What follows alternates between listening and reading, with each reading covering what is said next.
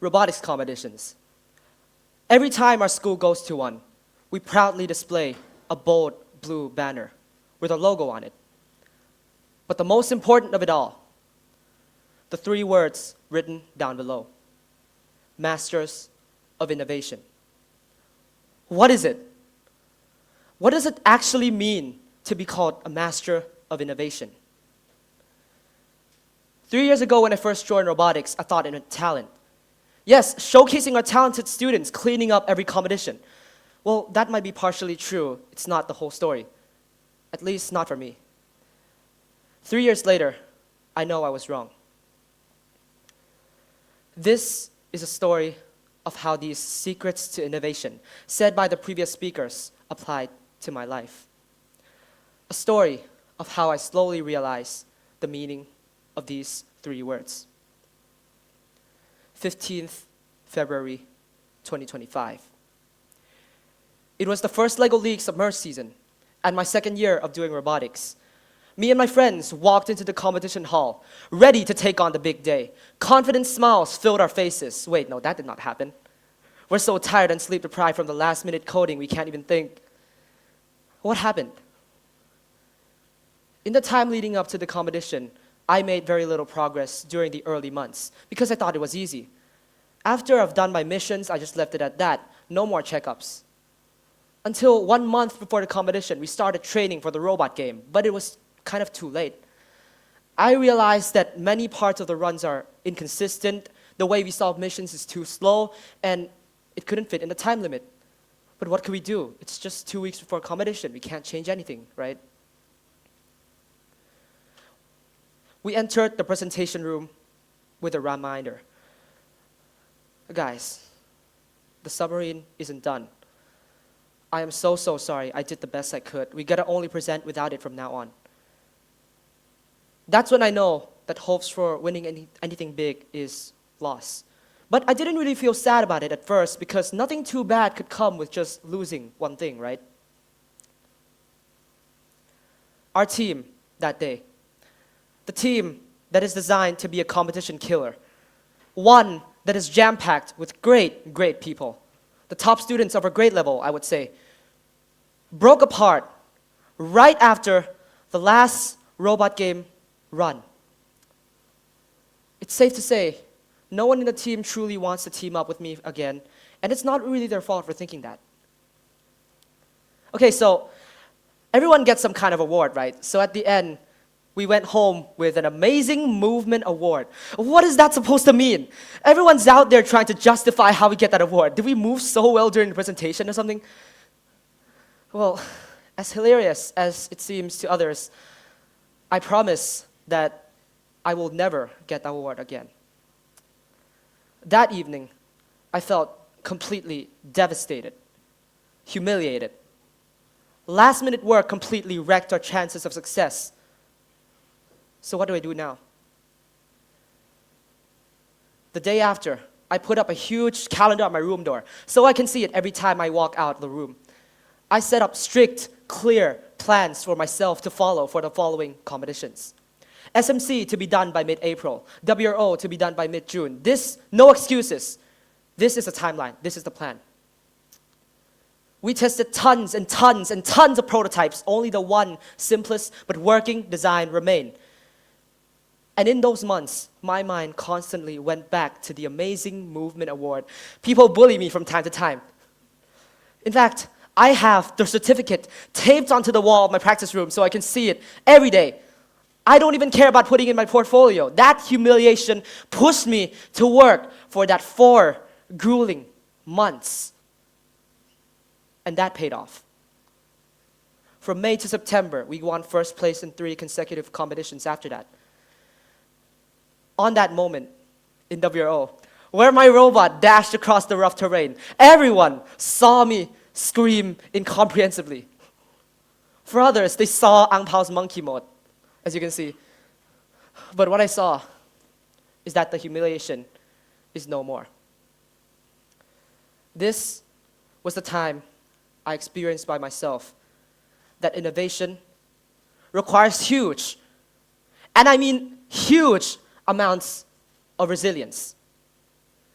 In the 3 years I've competed in robotics, I designed over 20 robot prototypes for each season, constantly building the next one over the failures of the previous one.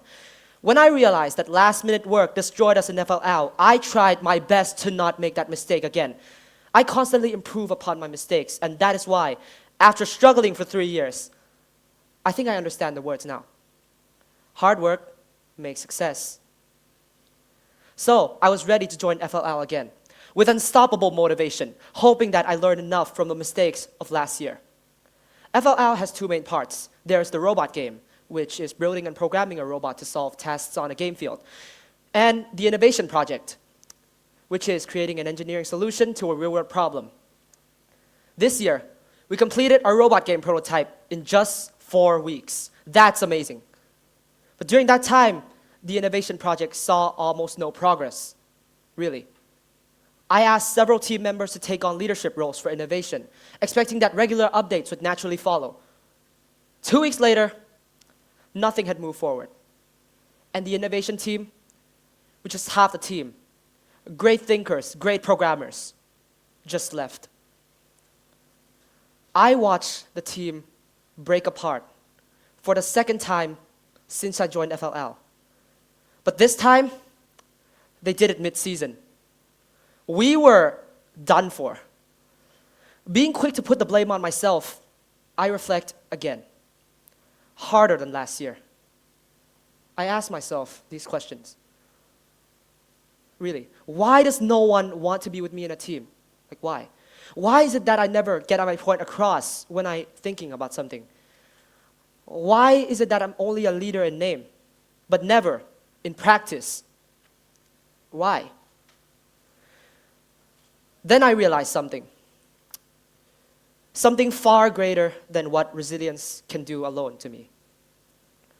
Something that causes teamwork to happen or break it. Something that all good leaders have in common. It's communication. You see, I was too used to working alone. In FLL last year, I thought teamwork was just everyone doing their own jobs, and I thought that only working hard is enough to achieve success. But I was kind of wrong. In FLL, the work is more diverse than just building a robot to solve missions, right? There's the innovation project. There's practicing for the robot game for the 100th time. And we still must present everything after that. Really, one person cannot do all that and plan all of that. It requires teamwork. And teamwork requires communication. That's why our team broke apart last year. And that's exactly the case for this year. When I asked the people who left, why did they leave? It's not because they hate me. They said it's because no work is being done. Yes, no work's being done. No one knows what to do because the leader, that's supposed to be me, by the way, didn't do anything to take charge. Yes, I did assign leaders roles for innovation, but I just left it at that. I didn't tell them further what to do, and the work is unclear. So the work is not done. After that, I went to work. No, we went to work.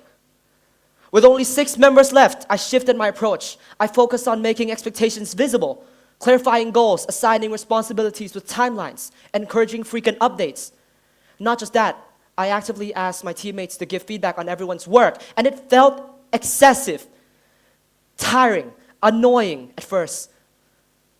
But hey, work finally gets done. And that's what everyone wants.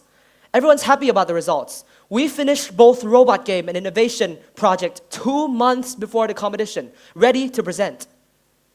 And all of these changes could not be made if I didn't have an open mind at first. If I thought resilience is the best way to go, if working hard is enough to achieve success, and I didn't change from that, I wouldn't have changed my approach. Wait, what? Did I just say change my approach? That sounds familiar. Isn't that innovation? That is when I know that innovation happens when I have an open mind. I must be always open to new ideas and possibilities. I should not be afraid of change, even when I don't know what's in front of me, whether my decision will be correct or not. I have to let reality itself expose my blind spots, then adapt my mindset later. Yes, no certainty, but that's innovation. That's the basis of innovation. Innovation is acting without certainty, and that is how, for 3 years, I survived and succeeded when certainty doesn't exist. 15th February 2026.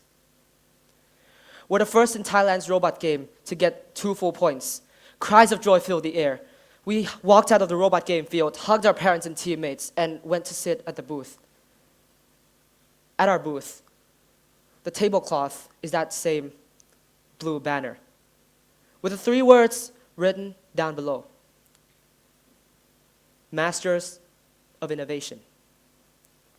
I stared at it, but differently than how I first saw it 3 years ago when I first joined robotics. I don't see it as a title anymore. In fact, someone can't be titled a master of innovation, right? It can't truly be mastered. It can't fail. Innovation is a process of constant improvement. What I see, though, was that same banner, that one, accompanied me through every competition, through the years of failure that makes the success I have now. I see the confusing days when I didn't know what I'm doing, and I still don't, by the way. I see the change that happens throughout the years of my robotics journey, many of them that transform who I am. And I see that being a master of innovation is not about talent. It's not about doing anything perfectly at first. It's about building the mindset that is always open to change, one that accepts uncertainty, and one that never stops improving. Thank you.